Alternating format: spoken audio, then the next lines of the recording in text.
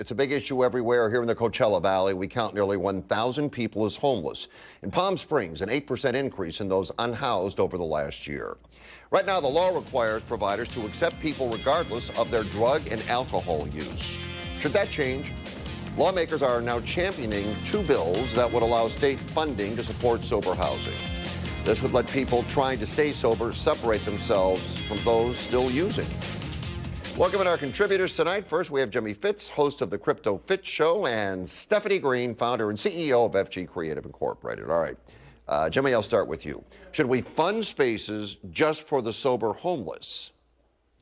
Well, obviously, being homeless is a challenge unto itself, Fred, but I think if people are sober, they're challenged, it's not good to surround them with temptation or I like that idea in concept, because those people to me are already at the front of the line for being able to get back to have a regular life because they're not struggling with a bad addiction to begin with and they're sober. Stephanie, what do you think?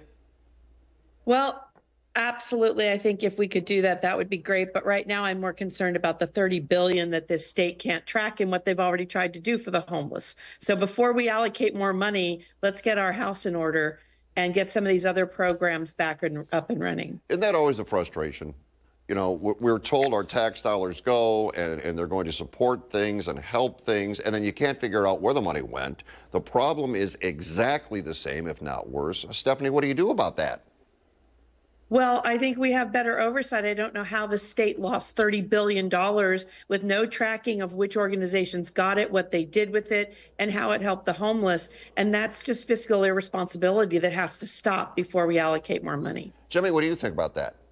Can't agree more, Stephanie. You know, bloated government, we all know the challenges with that. And instead of digging into finding out where the money went, what the process was, why it's not working, and why it failed. Instead, we want to throw more money at it, create a new bill, create a new agency, and it just keeps feeding on itself.